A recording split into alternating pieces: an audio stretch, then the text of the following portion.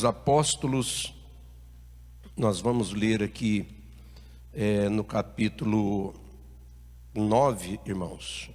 Já a partir do versículo 1, você trouxe a Bíblia, ou melhor, você está aí com a Bíblia, né? E os que estão aqui trouxeram, e se não tiver acesso aí agora, você vai acompanhar na própria tela, que o Bruno sempre coloca aí, para que os irmãos acompanhem a leitura.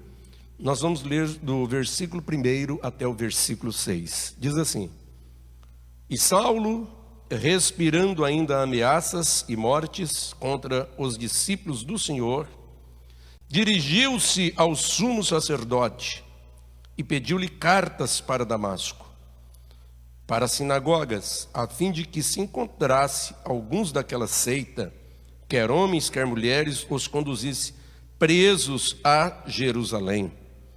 E indo no caminho, aconteceu que, chegando perto de Damasco, subitamente o cercou um resplendor de luz do céu. E caindo em terra, ouviu uma voz que lhe dizia: Saulo, Saulo, por que me persegues? E ele disse: Quem é, Senhor? E disse o Senhor: Eu sou Jesus, a quem tu persegues. Duro é para ti recalcitrar contra os aguilhões. E ele, tremendo e atônito, disse: Senhor, que queres que faça? E disse-lhe o Senhor: Levanta-te e entra na cidade, e lá te será dito o que te convém fazer. Pai, que maravilha podermos ler a tua palavra em público, porque cada vez que lemos a palavra em público, é a boca de Deus falando com a humanidade. Senhor, pela fé nós recebemos essa palavra em nome do Senhor Jesus, e todos digam amém. Glória a Deus. Pode sentar, quem estiver por aqui, e os distantes aí eu acho que já estão até sentados, né? Então que Deus abençoe a todos grande, rica e abundantemente. Deus nos deu um tema aqui para essa mensagem: cartas para Damasco. Quanto tempo passou, né, irmãos? E a palavra de Deus continua viva.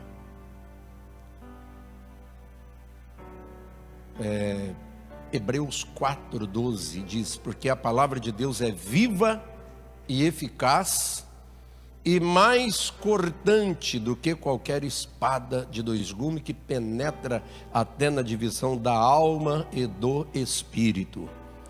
Amados, é a mesma palavra. Essa aqui é a palavra que os patriarcas se fundamentaram, a mesma coisa os profetas, a mesma coisa os apóstolos e a igreja primitiva, e o próprio Jesus. Nos ensinamentos dele, ele recitava passagens do Antigo Testamento. Então é essa palavra, não tem outra. É essa palavra que levou salvação a milhares de pessoas, levou bênção, curas, milagres. E é essa mesma palavra que hoje nós temos acesso a ela, para sermos renovados, para sermos fortalecidos, para sermos orientados.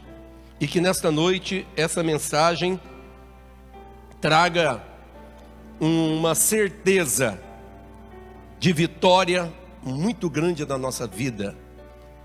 Para nós que estamos no meio dessa crise, dessa tempestade, desse vendaval, sabermos que o Deus que nós servimos está no controle de tudo, e para quem serve a Ele, Ele já deu uma promessa poderosa que não falha. Ele disse: não te deixarei, jamais te desampararei. Noutra passagem, o Senhor pergunta assim: pode a mãe se esquecer do filho que cria? Todavia, se ela te esquecer, eu não te esquecerei. Que coisa gloriosa! Deus não esqueceu de você. Pode ter certeza disso. Às vezes nós até esquecemos dele, hein? Aí é que tá. No meio da correria, da agitação. Bom, agora não está tendo tanta correria, né, irmãos? Mas é mais fácil nós esquecermos dele do que ele esqueceu de nós, do que ele esquecer de nós. Bom, vamos aqui para o tema, meus irmãos. como nós sabemos, pelo que ficou registrado neste livro interessante, né? Que é o livro de Atos dos Apóstolos, a igreja nasceu no meio do fogo. Quem sabia que a igreja nasceu no meio do fogo? Aleluia, não nasceu no meio do Alasca, no gelo não. Nasceu no meio do fogo de Pentecostes.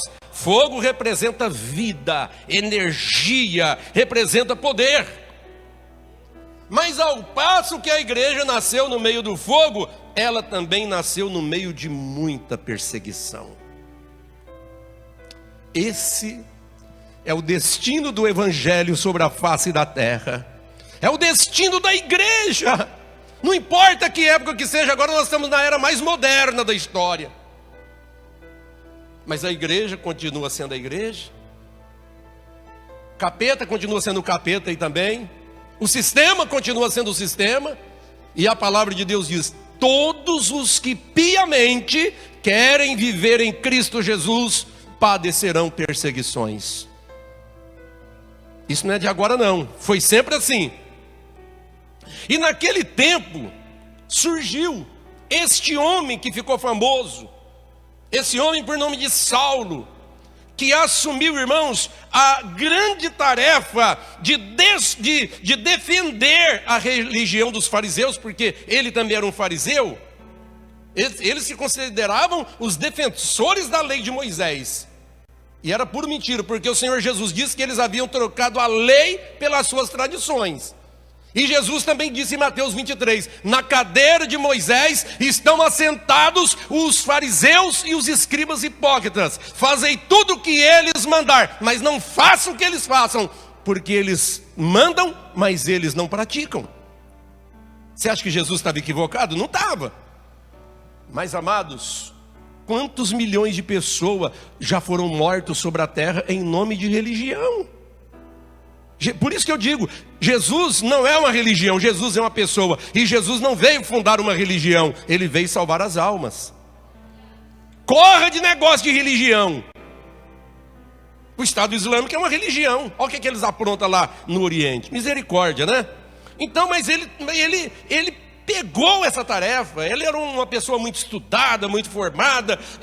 A formação dele foi aos pés de um sábio chamado Gamaliel. E ele então se achou por cima da carne seca e falou: eu vou defender a nossa religião. E para isso ele precisava exterminar com o cristianismo, que segundo a ideia dele era a religião do Nazareno, que estava ganhando muita gente e esvaziando o farisaísmo.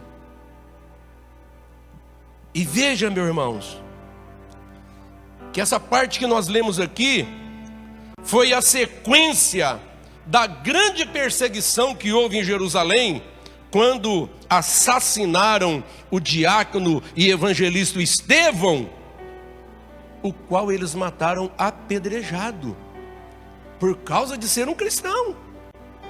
E você vai inclusive ver que no capítulo 8, quando eles mataram Estevão, diz que eles jogaram as vestes ensanguentadas de Estevão aos pés de Saulo, o qual consentiu. Aí diz que naquele dia houve uma grande perseguição, e ali espalhou pessoa para todos os lados. E o que nos chama atenção, o Saulo estava ali para consentir em tudo aquilo que estava acontecendo. Mais para frente em Atos, um dia numa pregação dele, ou numa defesa dele, diante das autoridades, ele diz que foi fariseu e foi zeloso, e que em Jerusalém ele levava as pessoas às prisões, matava, arrastava pelas ruas. Quando fala ele com a equipe que ele tinha para fazer isso, com a autorização daquele sacerdote. Então, irmãos, eu acho aqui uma coisa interessante, que depois dessa grande perseguição, chegou ao ponto, ele resolveu ir para fora das fronteiras de Israel. Eu acabei de puxar ali no Google para me ver que distância que tem de Jerusalém a Damasco. 327 quilômetros, quase 328 quilômetros. Para aquela época, irmãos, com o tipo de transporte que havia, era uma distância considerável. 330 quilômetros para caminhar de tração animal. Então por aí você vê, meus amados, o ímpeto de maldade que estava dentro desse povo contra os cristãos. Não é porque matavam, não é porque roubavam, não era por nada, só porque declarava que Jesus Cristo é o Senhor, só porque declarava que eram servos e servas de Deus e que acreditava na ressurreição do Senhor Jesus. Então isso tinha que ser apagado, porque isso dava problema. Ainda hoje é desse jeito. Existem determinadas filosofias de vida e segmentos sociais que considera o verdadeiro, o autêntico cristianismo um estorvo, um problema. Na antiga União Soviética, as crianças eram pegadas com 3 meses no colo das mães para ser colocado no internato do governo, para crescer sendo feita uma lavagem cerebral, com alto-falante dizendo o cristianismo é mentira, o cristianismo é mentira, e várias frases de efeito para a pessoa crescer que nem um robô. Visse um cristão na frente, parece que estava vendo um bicho, tinha que matar o mais rápido possível, porque representava uma ameaça. Interessante, irmãos, eu olho para você, não me representa ameaça nenhuma. Eu olho para você, eu vejo uma bênção, amém? Porque o cristão é inofensivo. O cristão é alguém que foi transformado. O cristão é alguém que foi lavado e remido no sangue de Jesus, que aprende do seu mestre a amar até os inimigos, orientados a orar para aqueles que os maltratam e os perseguem. Isso é o cristianismo. Mas aí é que está. Quando ele toma a iniciativa. Olha, nós precisamos ir agora além fronteira. E o primeiro lugar vai ser Damasco. É aí que está a mensagem. Então ele pediu cartas para as autoridades, para fazer então essa viagem agora, que já poderia considerar uma viagem internacional, indo além fronteira, para também, além das fronteiras de Israel, perseguir a igreja do Senhor Jesus. Diz a palavra: e pediu-lhe cartas para Damasco. Você está prestando atenção na palavra? Pastor, mas pediu cartas para Damasco. E aí, o que isso significa? Por que isso é o tema, meus amados? O que é o tema? Primeiro, essa carta ou cartas, podemos chamar elas de cartas de condenação. Era carta para perseguir, para levar à prisão, e diz que a prisão era para ser preso em Jerusalém, e também para a morte. Então, o que acontece? Eles vão lá nos sacerdotes. Deixa eu achar uma folha aqui. Vão lá nos sacerdotes.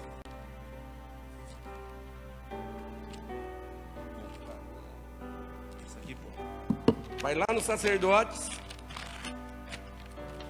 e pede aquelas cartas. O sacerdote entrega as cartas, e aí forma ali a sua comitiva, sei lá, talvez lá uma pequena comitiva de soldados lá, de umas 100 pessoas, digamos.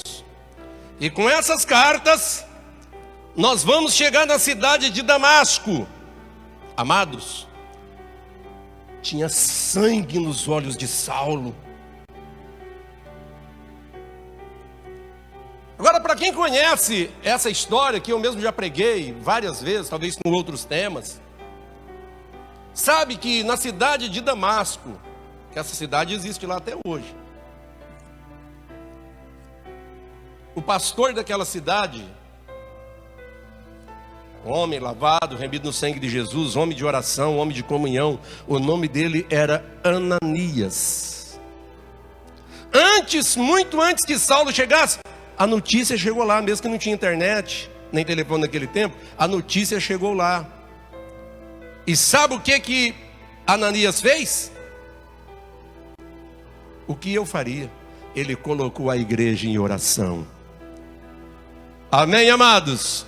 Quem crê que Deus ainda ouve oração? Quem crê que Deus ainda responde oração? Quem crê que oração gera milagres? Ananias colocou a igreja em oração. E eu fico pensando na oração deles. Meu Deus, abençoa a tua igreja. Meu Deus, abençoa o teu povo. Meu Deus, os perseguidores estão vindo. Ó Senhor, tu tens poder. Amados, a Bíblia diz que nós em tudo devemos dar graças. Porque tem coisa, é como Jesus disse em João 13, se não me engano, versículo 7. Ele diz: o que eu faço não entendeis agora, mas saberás depois. Certo? Então nós temos que continuar tendo esse entendimento, que só vai acontecer com a gente aquilo que Deus permitir. Por pior que sejam autoridades, perseguidores, mas descansa, irmão. Só se Deus permitir é que poderá acontecer. Se Deus não permitir, Satanás não poderá avançar 1 milímetro contra nós. Você crê? Por quê, pastor? Porque só existe um Criador que manda mesmo. Eu sou uma criatura, mas Satanás é uma criatura também. Então, se Deus permitir, é porque Deus tem um propósito.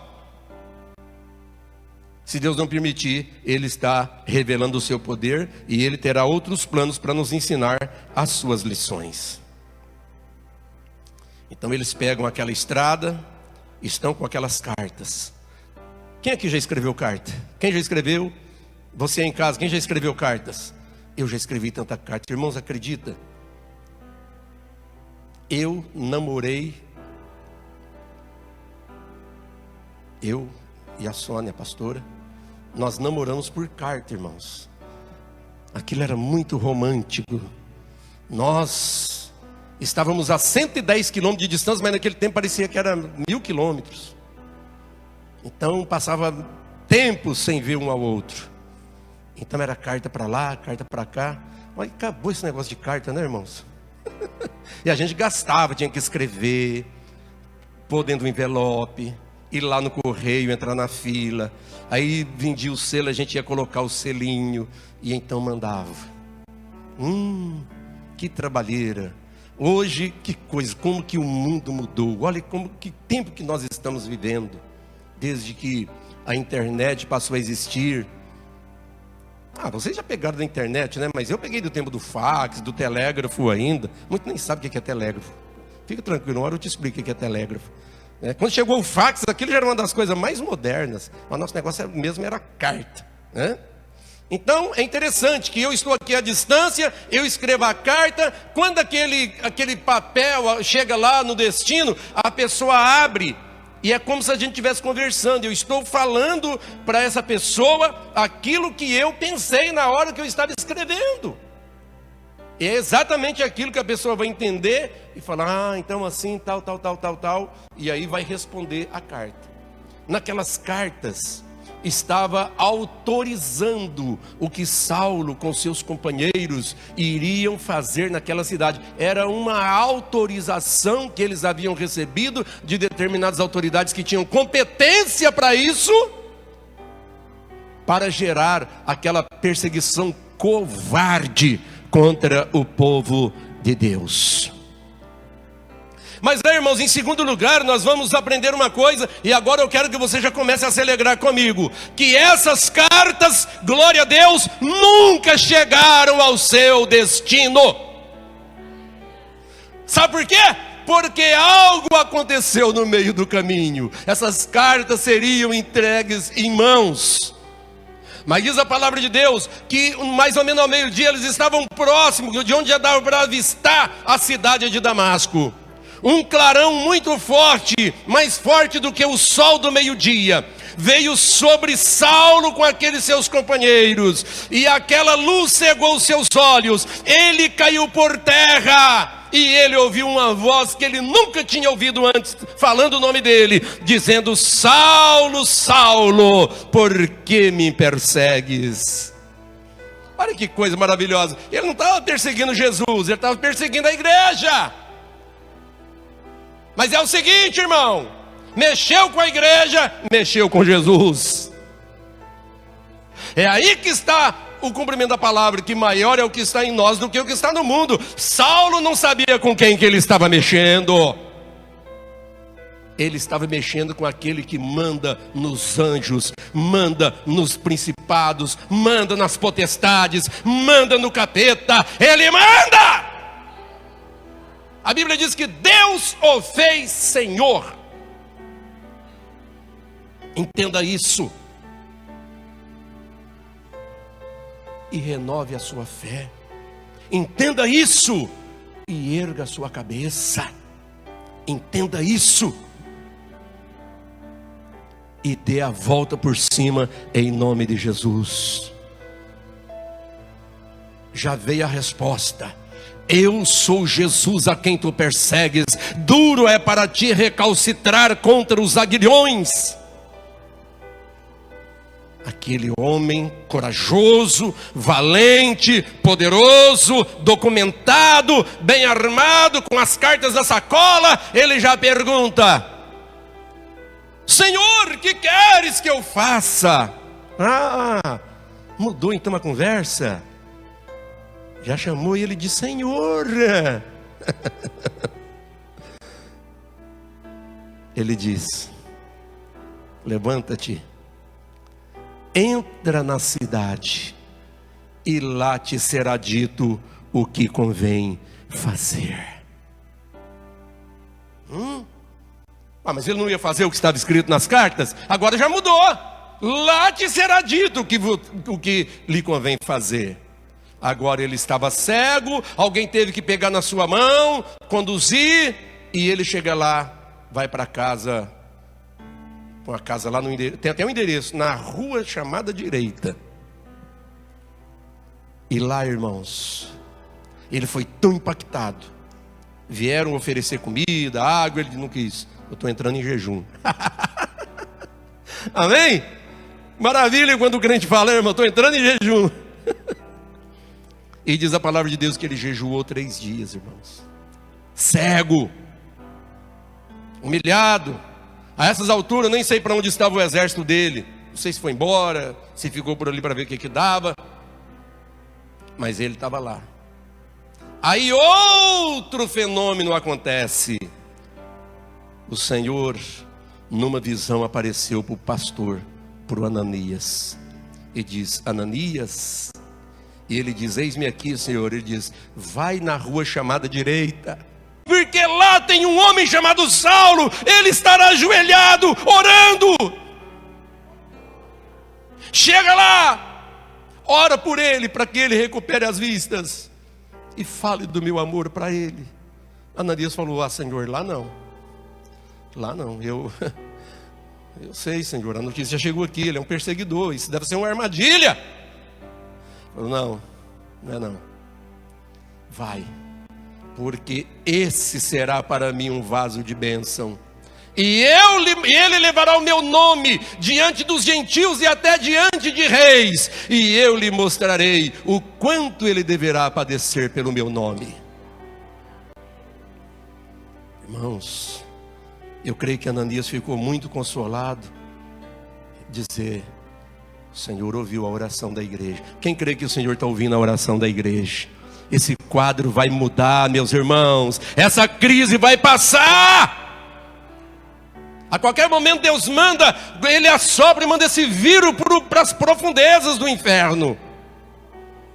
E traz sobre nós um grande avivamento, como lá no Vale dos Ossos Secos.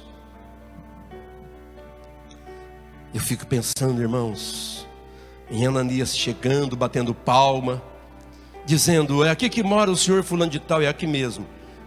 Tem um homem aí chamado Saulo, já faz 3 dias.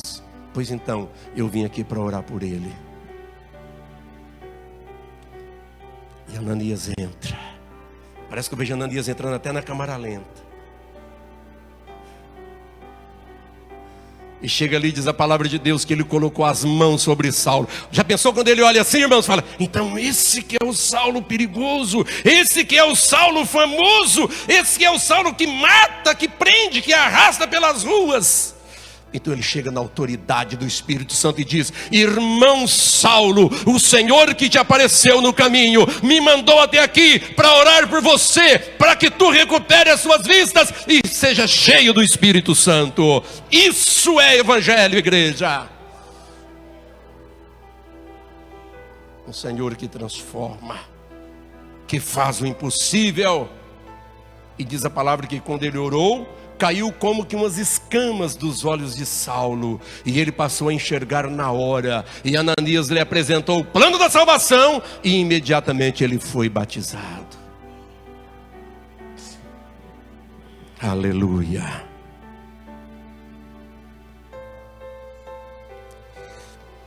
O mesmo aconteceu conosco. Porque talvez você esteja me perguntando: pastor, e as cartas? As cartas, eu vou conjecturar, porque não está escrito também, mas vou conjecturar.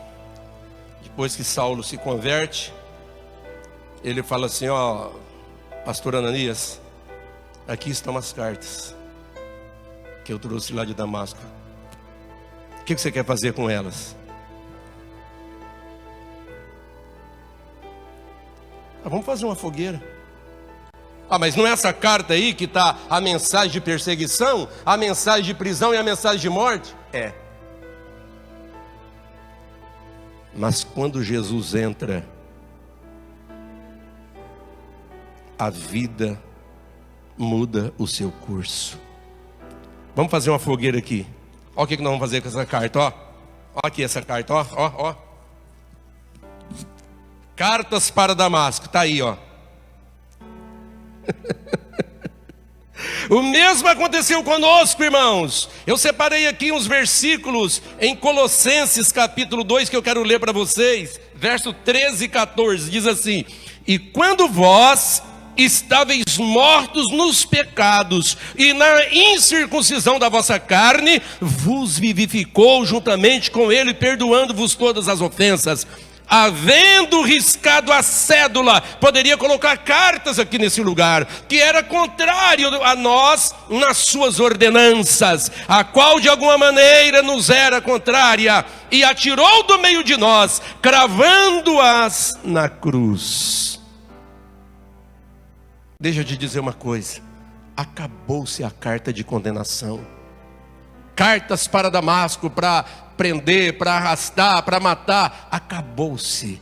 Diz aqui a palavra que foi cravado na cruz, quando o Senhor Jesus deu a vida ali por nós, e lá ele bradou em alta voz dizendo: está consumado. E naquele dia o véu do templo rasgou-se de alto a baixo. Amados, aconteceu coisas grandiosas e poderosas ali naquele dia. Muitos anos depois, indo aqui para o terceiro e último item, esse homem mesmo, Saulo, esse Saulo, agora Paulo, ele escreveu: nenhuma condenação há para os que estão em Cristo Jesus, que não andam segundo a carne, mas segundo o Espírito. Romanos capítulo 8, versículo 1. Quem está entendendo essa palavra, diga glória a Deus. Havia sim, irmãos, havia sim cartas de condenação contra a minha alma, contra a sua alma. Mas assim como aquelas cartas não chegaram ao seu destino, não produziu o efeito para as quais elas foram feitas, assim também o Senhor Jesus entrou na nossa história para tirar todo o escrito de condenação contra as nossas vidas. E Deus me manda eu te dizer, para muitas pessoas que estão nos assistindo agora, que Ele está cancelando sentenças. Sentenças de morte, sentenças de condenação, sentenças de destruição da família, de destruição do casamento, sentenças malignas estão sendo canceladas. Se você está desanimado, chorando, pensando em desistir de tudo, eu tenho uma palavra para você: levanta a sua cabeça. Levanta a sua cabeça. O Senhor está estabelecendo um novo caminho de vitória para a sua história. Ah, pastor, mas o que aconteceu lá para trás? O que passou, passou. O que manda é o presente e saber que o nosso futuro está intacto.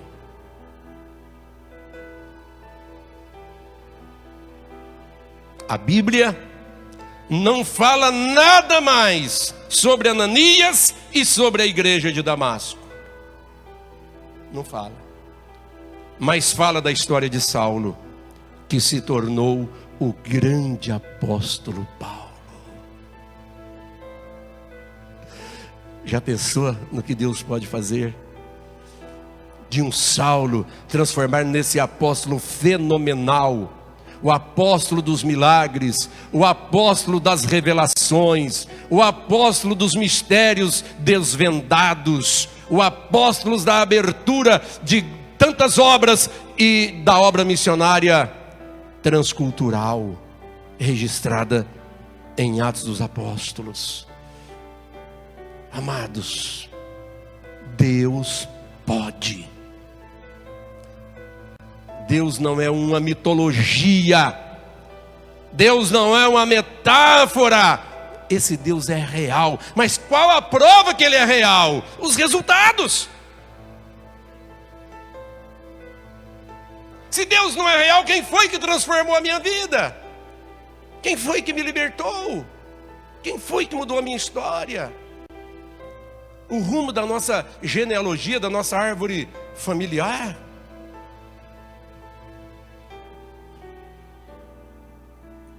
Deus continua sendo Deus.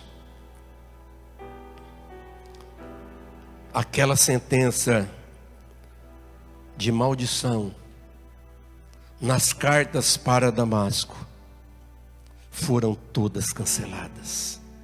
Meu Deus, a história poderia ter sido outra, mas ela se tornou uma bela história. Se você crê, toda sentença de maldição, toda sentença de condenação contra você, contra a sua família, vão cair por terra ainda hoje.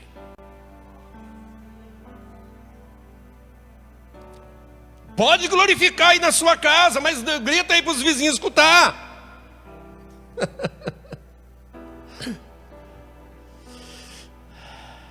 Eu tenho certeza que essa palavra não está sendo pregada em vão, mas que ela vai ficar guardada. Nunca você vai esquecer essa mensagem. Cartas para Damasco, que nunca chegaram ao seu destino.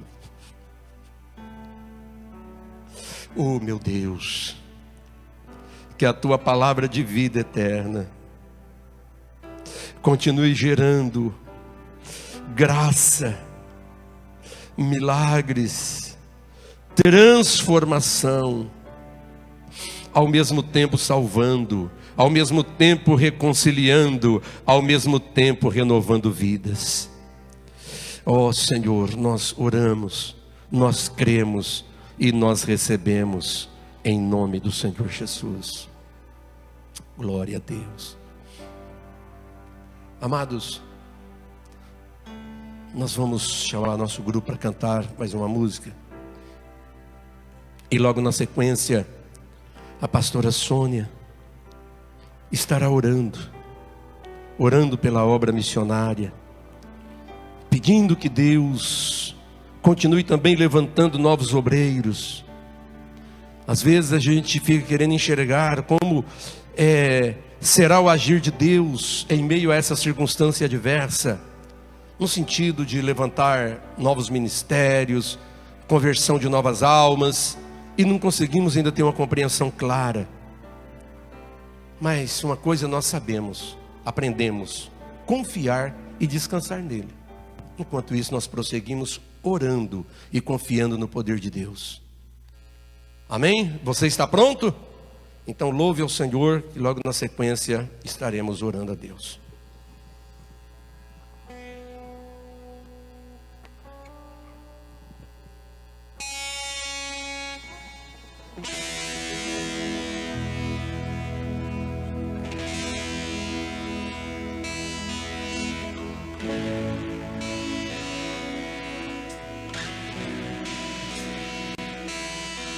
Pai nosso nos céus,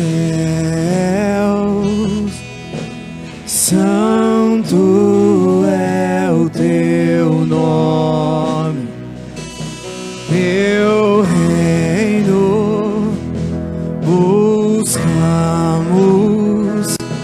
tua vontade seja feita na terra como é no céu.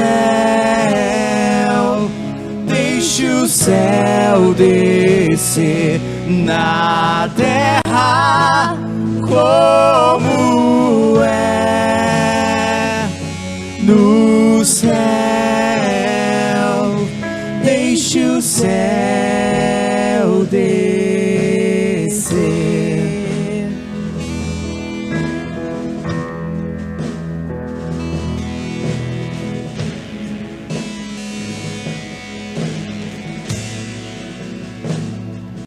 Pai nosso no céu,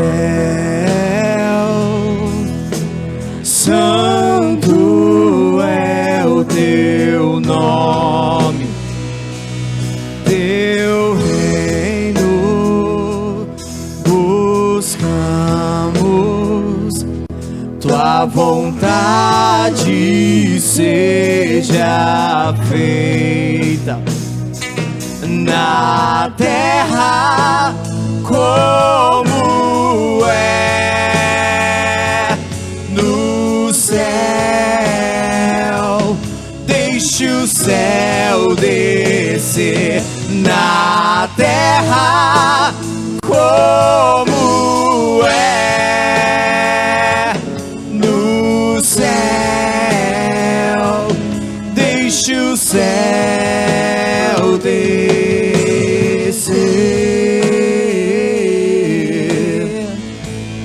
Deixe o céu descer. Deixe o céu descer. Deixe o céu descer. Deixe o céu descer.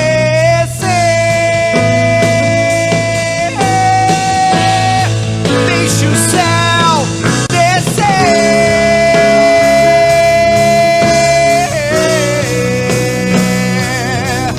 Pois teu é o reino, teu o poder e tua é a glória para sempre. Amém. Pois teu é o reino, teu o poder e tua é a glória para sempre. Amém. Teu reino, teu para sempre.